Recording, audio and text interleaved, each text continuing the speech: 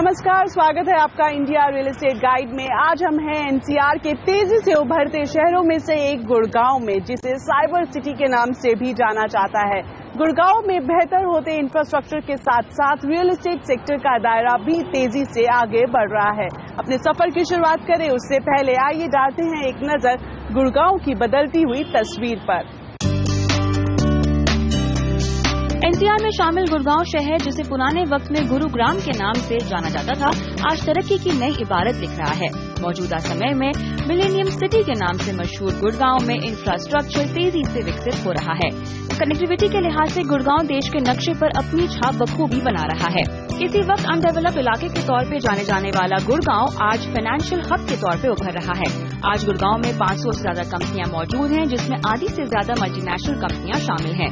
1970 में देश की जानी मानी ऑटो कंपनी मारुति ने गुड़गांव में अपनी मैन्युफैक्चरिंग यूनिट लगाई थी और फिर उसके बाद नामी गिरामी कंपनियां जैसे जीई और सीमेंस के आने का सिलसिला शुरू हो गया, जो आज भी जारी है। आईटी और सर्विस सेक्टर के लिहाज से गुड़गांव पसंदीदा डेस्टिनेशन बनकर उभर रहा है। गुड़गांव में रोजगार के बढ़ते मौकों के साथ यहां हाउसिंग की डिमांड भी लगातार बढ़ रही है। रियल एस्टेट सेक्टर के लिहाज से गुड़गांव नौकरी पेशा लोगों को खूब भा रहा है। यहां स्टूडियो अपार्टमेंट से लेकर मिड सेगमेंट अपार्टमेंट और लग्जरी अपार्टमेंट की अच्छी डिमांड है। तो इसमें कोई दो राय नहीं कि गुड़गांव में रियल एस्टेट सेक्टर काफी तेजी से आगे बढ़ रहा है। शायद यही वजह है कि यहाँ पर आपको हाउसिंग के लिहाज से ढेरों प्रोजेक्ट्स मिल जाएंगे। लेकिन आज जो हम आपको प्रोजेक्ट दिखाने जा रहे हैं वो सबसे हटकर है। ये है सेंट्रल पार्क रिजॉर्ट, जिसे बना रहे हैं यहाँ के जाने माने डेवलपर्स सेंट्रल पार्क। आइए डालते हैं एक नजर सेंट्रल पार्क डेवलपर्स के अब तक के सफर पर। Gurgaon based central park developers Delhi NCR का जाना माना नाम है। 2001 में सेंट्रल पार्क डेवलपर्स ने रियल एस्टेट सेक्टर में कदम रखा। बीते 15 सालों में सेंट्रल पार्क होम बायर्स का विश्वास जीतने में कामयाब रहा। सेंट्रल पार्क डेवलपर्स ने 2001 में अपने पहले रेजिडेंशियल प्रोजेक्ट सेंट्रल पार्क 1 से शुरुआत की और इस प्रोजेक्ट को बढ़िया रिस्पांस मिला। सेंट्रल पार्क 1 की सफलता के बाद अब कंपनी के फाउंडर और managing director Amarjeet Bakshi Central Park 2 deliver करने की तैयारी में है। इस कंपनी का मंत्र ये है कि सेंट्रल पार्क कहने में नहीं बल्कि करने में विश्वास रखते हैं। सेंट्रल पार्क की यूएसपी खासतौर पर लग्जरी सेगमेंट में है। रेजिडेंशियल सेगमेंट के अलावा सेंट्रल पार्क डेवलपर्स हॉस्पिटैलिटी और कमर्शियल सेक्टर में भी बड़े प्रोजेक्ट ला रहे हैं। सेंट्रल पार्क डेवलपर्स नोएडा में ITSEZ भी बना रही है। तो ये आपने देखा सेंट्रल पार्क डेवलपर्स का अब तक का सफर। इससे पहले कि मैं आपको अंदर लेकर जाऊं और दिखाऊं एक सैंपल फ्लैट, आइए नजर डालते हैं सेंट्रल पार्क 2 प्रोजेक्ट पर।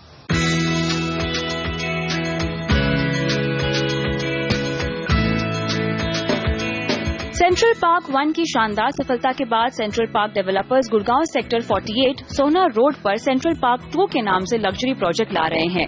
50 एकड़ में फैले इस हाउसिंग प्रोजेक्ट में आपको 3 BHK, 4 BHK और पेंट हाउस के अच्छे ऑप्शंस मिल जाएंगे। Central Park 2 project world class सुविधाओं से लैस है।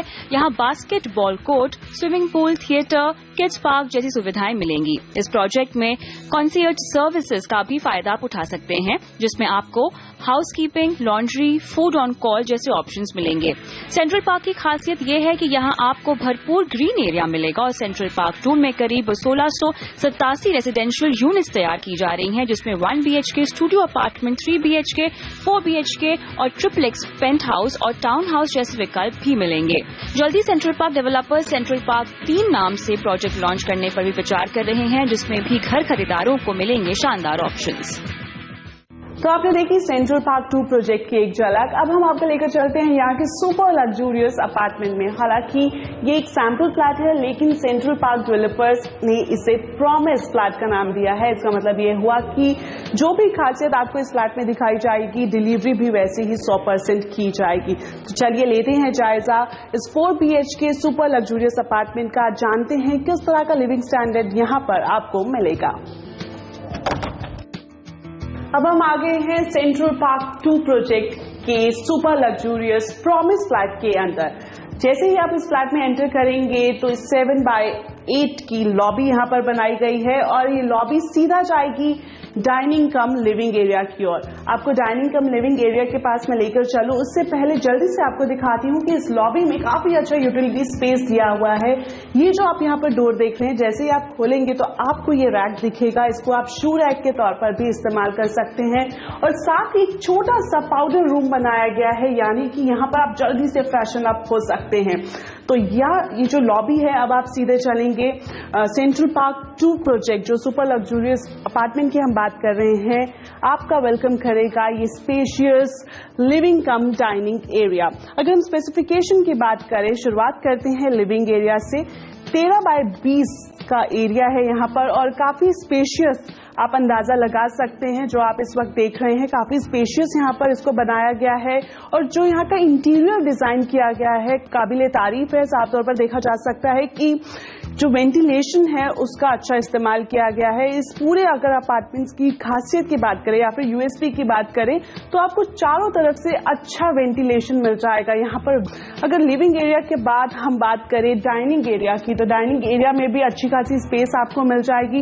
स्पेसिफिकेशन की अगर हम बात करें तो 13 बाय 17 का एरिया है ये, जिसे काफी अच्छे से यूटिलाइज किया गया है। यहाँ पर डाइनिंग टेबल सजाया गया है, डेकोरेशन के लिए अलग से यहाँ पर एक डेकोरेटिव काउंटर भी बनाया गया है। जिस तरह से मैंने पहले भी जिक्र किया था कि ओपन स्पेस का इस अपार्टमेंट में काफी ध्यान रखा गया है, तो लिविंग कम डाइनिंग एरिया के साथ ही आपको मिलेगी ये ओपन बालकनी, जहां से आप एक बार फिर से हरा भरा नजारा यानी कि ग्रीन व्यू का आनंद ले सकते हैं। इस डाइनिंग कम लिविंग एरिया की एक खासियत और भी है, वो ये कि इस एरिया में आपको टेलीविजन के लिए स्पेस नहीं मिलेगा। आप हैरान हो रहे होंगे कि जब सुपर लग्जूरियस अपार्टमेंट की बात कर रहे हैं तो आखिर लिविंग या डाइनिंग एरिया में टेलीविजन के लिए स्पेस क्यों नहीं दिया गया।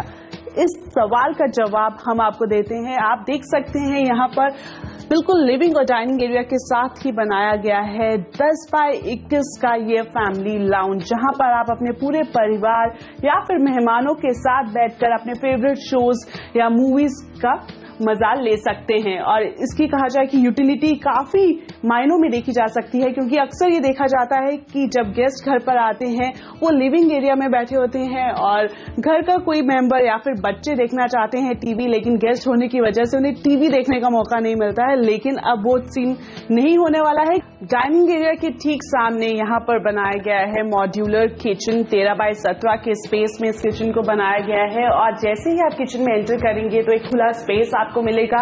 इस किचन की खासियत ये है कि ये वेल फिटेड किचन है। यहाँ पर आप देख सकते हैं क्रॉकरी कैबिनेट्स बनाए गए हैं, यानी कि कम स्पेस में आप ज्यादा से ज्यादा किस तरह से इस्तेमाल कर सकें उन सब चीजों का इसमें ध्यान रखा गया है। और अक्सर देखा जाता है कि जितनी भी हाउसवाइफ हैं या फिर जो घर की महिलाएं हैं उन्हें क्रॉकरी का बहुत शौक होता है और आपकी क्रॉकरी की देखभाल अच्छे से की जाए, सेफर साइड उनके लिए यहाँ पर इस रैक में देखी जा सकती है। साथ ही साथ आप देख सकते हैं यहाँ पर आपको जो रेफ्रिजरेटर है उसका स्पेस भी डेजिग्नेट किया गया है। ऊपर रेफ्रिजरेटर और नीचे फ्रीजर का ऑप्शन दिया गया है। इसके अलावा अगर हम आगे चलें तो आप इस किचन में देखेंगी कि इंटीरियर काफी अच्छा आपको दिखाई देगा और यहाँ पर आप देख सकते हैं जो ये साइड कॉर्नर है यहाँ पर ओवन और ओटीसी के लिए स्पेस डेजिग्नेट किया गया है। जिस तरह से लिविंग स्टैंडर्ड बदल रहा है, खाने पीने की जो हैबिट्स हैं वो चेंज हो रही हैं, तो ओवन और ओटीसी एक किचन की नेसेसिटी बन गया है और इसके लिए आपको अलग से कोई स्पेस कहा जाए कि रोकने की जरूरत नहीं है। साइड कॉर्नर को ही आप यूटिलाइज कर सकते हैं। और इसके अलावा यहाँ पर आप देख सकते हैं शेल्फ के साथ ही डिश वॉशर की स्पेस को बनाया गया है। और अगर हम रैक्स भी मैं आपको दिखाना चाहूंगी, ये एक इटालियन डिजाइन के ये रैक्स यहाँ पर बनाए गए हैं जहाँ पर आप अपने स्पून्स या दूसरी चीजें रख सकते हैं। डिश वॉशर की अगर हम बात करें तो अक्सर देखा जाता है कि या तो ऊपर रैक बनाया जाता है जहाँ पर आपको डेली रूटीन की जो यूटेंसिल्स हैं उन्हें ऊपर रखना पड़ता है, पानी से वो खराब हो जाते हैं। लेकिन इस किचन में आपको वो सब चीजें नहीं फेस करनी होगी। अलग से ही यहाँ पर जो यूटेंसिल रैक है उसका स्पेस भी डेजिग्नेट किया गया है। और एक खास बात यह है कि यहाँ पर कहा जाए कि जो स्पेशियस किचन है यहाँ पर आपको वॉशिंग मशीन के लिए भी जगह मिल जाएगी। हालांकि किचन में वॉशिंग मशीन कम ही देखने को मिलती है, लेकिन ये आप पर डिपेंड करता है कि अगर आप इस स्पेस को वॉशिंग मशीन के लिए यूटिलाइज करना चाहे तो वो भी कर सकते हैं, लेकिन अगर ना करना चाहें तो भी आपके पास एक ऑप्शन मौजूद है। किचन से जैसे ही आप बाहर निकलेंगे तो आपको मिलेगा ये छोटा सा यूटिलिटी एरिया, यानी कि अगर आप नहीं चाहते हैं कि किचन में वॉशिंग मशीन को रखा जाए तो आप यूटिलिटी एरिया को भी इस्तेमाल कर सकते हैं, जो कि बनाया गया है सीधा सर्वेंट रूम के साथ। एक छोटा सा सर्वेंट रूम यहाँ पर रखा गया है, यानी कि अगर आपके घर में सर्वेंट है तो उसके लिए भी अलग से जगह है आपके घर में, जो कि सीधा सटा हुआ है आपकी मॉड्यूलर किचन के साथ। अभी तक हमने देखा सेंट्रल पार्क 2 प्रोजेक्ट के लिविंग कम डाइनिंग एरिया को किस तरह से सजाया गया है, कितनी स्पेस यहाँ पर दी गई है। साथ ही साथ हमने जायजा लिया मॉड्यूलर किचन का और फैमिली लाउंज का। फिलहाल वक्त हो गया है एक छोटे से ब्रेक का। ब्रेक के बाद जब वापस लौटेंगे तो आपको दिखाएंगे सेंट्रल पार्क 2 प्रोजेक्ट के मास्टर बेडरूम और गेस्ट बेडरूम में क्या खासियत है।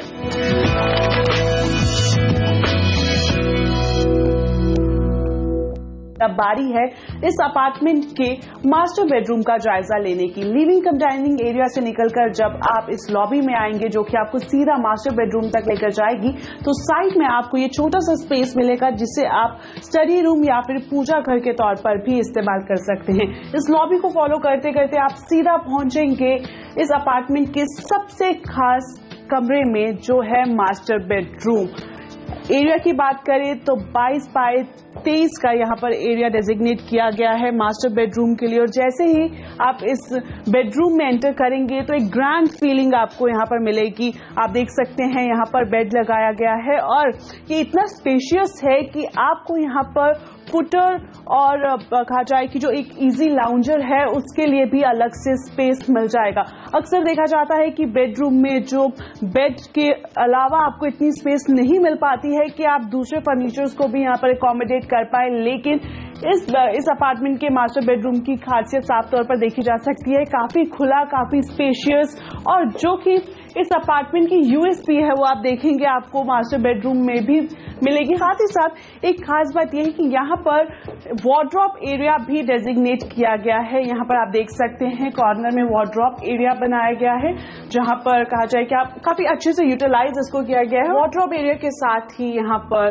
बाथरूम बनाया गया है। अगर हम स्पेस की बात करें तो 9x18 की स्पेस में ये बाथरूम को बनाया गया है। वेल फिटेड ये पूरा बाथरूम है और यहाँ पर आप देख सकते हैं कि 2 वॉश बेसिन है। और इसके अलावा अगर हम यहाँ पर देखेंगे कि बाथ टब के लिए भी आपको अच्छी खासी स्पेस मिल जाएगी और फाउंटेन एरिया भी यहाँ पर अलग से डेजिग्नेट किया गया है। मास्टर बेडरूम के बाद अब आपको दिखाते हैं central Park 2 super luxurious project में गेस्ट बेडरूम की एक झलक। 13x15 की स्पेस में गेस्ट बेडरूम बनाया गया है और यहाँ पर भी स्पेस का काफी अच्छा इस्तेमाल किया गया है। आप देख सकते हैं बेड लगाने के बाद भी आपको इस रूम में वॉकिंग स्पेस काफी ज्यादा मिल जाएगी। और अगर हम अलमीरा की बात करें तो अलग से कोई स्पेस डेजिग्नेट नहीं, बल्कि आपको यहाँ पर फिटेड वुडन अलमीरा मिलेगी और अलमीरा के साथ ही जो स्पेस मौजूद है उसे आप स्टडी टेबल के तौर पर भी इस्तेमाल कर सकते हैं। बेड के ठीक सामने जो वॉल बनाई गई है, फिलहाल इसे डेकोरेशन स्पेस के तौर पर इस्तेमाल किया गया है, लेकिन अगर आप चाहें तो आप यहाँ पर टेलीविजन भी फिट करवा सकते हैं। साथ ही इस बेडरूम के साथ आपको मिलेगा अटैच बाथरूम, जो कि मॉडर्न फिटेड अटैच बाथरूम है, जहां पर शावर स्पेस का भी अलग से इंतजाम किया गया है। और इस बेडरूम की भी यूएसपी जो हम पूरे अपार्टमेंट्स की देख रहे हैं वो ये है कि इस अपार्टमेंट के आप किसी भी कमरे में जाएंगे आपको हर जगह मिलेगी बालकनी, यानी कि एक अलग से स्पेस आपको हर एक रूम में मिलेगा। सुपर लग्जूरियस अपार्टमेंट जिसका हम जायजा ले रहे हैं फिलहाल, इनमें 4 BHK ये सुपर लग्जूरियस अपार्टमेंट है। और इस बेडरूम के अलावा हमने पहले देखा मास्टर बेडरूम, ये गेस्ट बेडरूम, इसके अलावा 2 और बेडरूम भी इस अपार्टमेंट में बनाए गए हैं जो मोर और लेस इसी साइज के हैं, जिसे आप इन लॉज रूम या फिर चिल्ड्रंस बेडरूम के तौर पर इस्तेमाल कर सकते हैं। हमने आपको दिखाई सेंट्रल पार्क 2 प्रोजेक्ट के खूबसूरत सुपर लग्जरी प्रॉमिस अपार्टमेंट की एक झलक। मेरे लिए तो ये किसी ड्रीम होम से कम नहीं है। अगर आप सेंट्रल पार्क 2 प्रोजेक्ट में घर खरीदना चाहते हैं तो यहाँ पर आपके लिए 3 BHK, 4 BHK और पेंट हाउस के ऑप्शन मौजूद हैं। बात करें कीमत की तो 3 BHK में आपको 2 ऑप्शंस मिल जाएंगी स्पेस वाइज, जिसमें 2426 स्क्वायर फीट और 2647 स्क्वायर फीट का ऑप्शन है और इसके लिए आपको कीमत देनी होगी करीब 3.5 करोड़ रुपए। इसके अलावा अगर हम 4 BHK की बात करें ये एक कहा जाए कि सुपर लग्जरीज अपार्टमेंट है जिसकी झलक हमने आपको दिखाई। इसमें अगर हम स्पेस की बात करें तो 3,931 स्क्वायर फीट में इस आलीशान घर को बनाया गया है और इसके लिए आपको कीमत देनी होगी करीब 5 करोड़ रुपए। इस प्रोजेक्ट में आपके पास पेंट हाउस का भी ऑप्शन मौजूद है। इसमें भी आपको space wise, area wise 2 option मिलेंगे, 5,626 स्क्वायर फीट और 8,750 स्क्वायर फीट, और इसके लिए आपको देने होंगे 8 करोड़ रुपए से लेकर 13 करोड़ रुपए। तो अगर आप भी यहाँ पर घर खरीदना चाहते हैं, अगर आप भी अपने सपनों का घर खरीदना चाहते हैं, तो ये प्रोजेक्ट आपके लिए अच्छा ऑप्शन साबित हो सकता है। फिलहाल वक्त हो गया है एक छोटे से ब्रेक का। ब्रेक के बाद जब वापस लौटेंगे तो मेरे साथ मौजूद रहेंगे सेंट्रल पार्क के फाउंडर और मैनेजिंग डायरेक्टर अमरजीत बख्शी।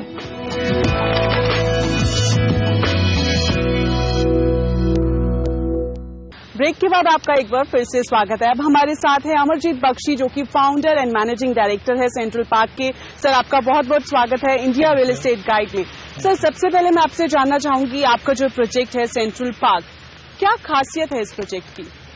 जहाँ पर आप खड़े हैं ये सेंट्रल पार्क 2 है। Central Park 1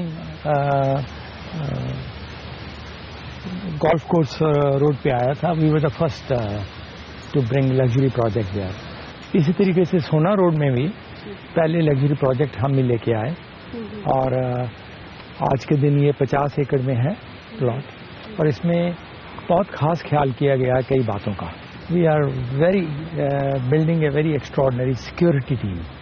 then we have taken care of how the person will spend his day, weekday, weekend, summer, winter, monsoons, यानी कि आपको कहीं बाहर जाने की जरूरत नहीं है। नहीं होता, इसीलिए हमने इसका नाम भी रिजॉर्ट रखा है। और बच्चों के लिए एक स्पेशल बहुत बड़ा क्लब दे रहे हैं जहां पर बच्चे खुद मेंबर होंगे और पेरेंट्स उनके गेस्ट होंगे और उनको बस कहीं और जाने की सोच ही नहीं आएगी कहीं और जाए। आपसे जानना चाहेंगे, जब हम गुड़गांव की बात करते हैं तो क्या क्वालिटी आपको यहाँ के रियल एस्टेट सेक्टर में दिखाई देती है? गुड़गांव का जो कंपटीशन है सिर्फ नोएडा के साथ है और नोएडा से ये एक एज ऊपर ले जाता है 2 बातों करके। और पहली तो यहाँ पर सिक्योरिटी बहुत, because of the fact that is in Haryana security better है देन यूपी में कुछ एपिसोड हो गए उससे फिर मल्टीनेशनल कुछ डिस्करेज होगी।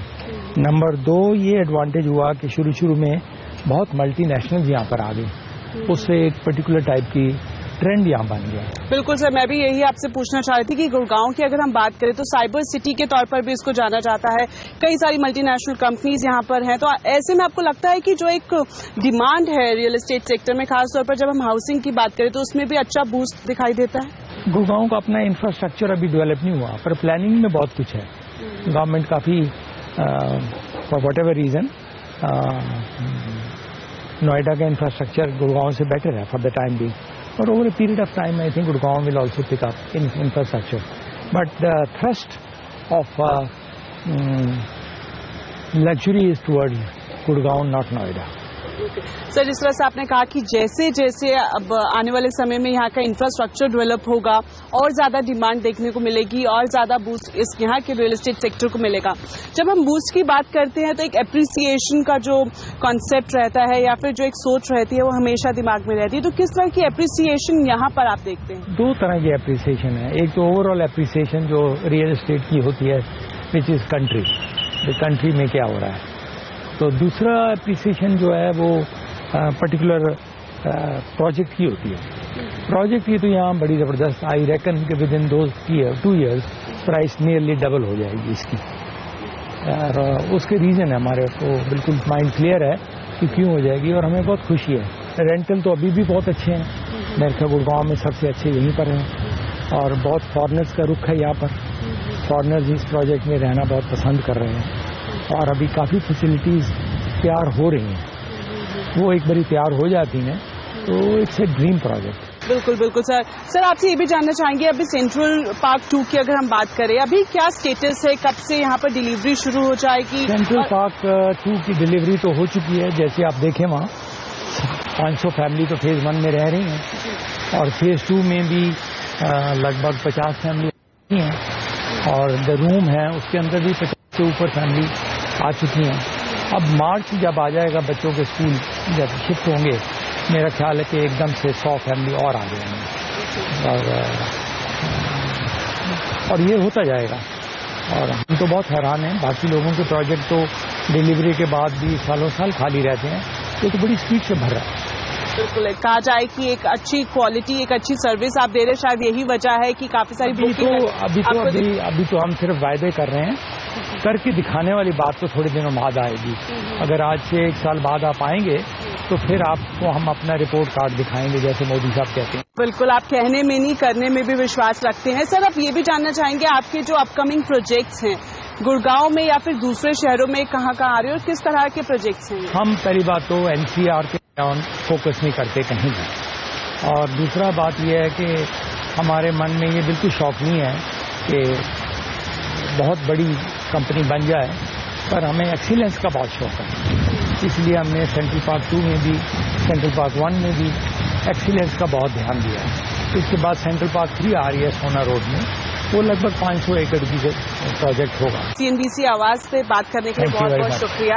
तो इंडिया रियल एस्टेट गाइड के इस एपिसोड में हमने आपको दिखाया सेंट्रल पार्क किस तरह से जो NCR के आसपास के जो होम बायर्स है उनकी घर की जरूरत को पूरा करेगा। आज के एपिसोड में फिलहाल इतना ही। अगली बार आपसे एक बार फिर से होगी मुलाकात एक नई डेस्टिनेशन के साथ। नमस्कार।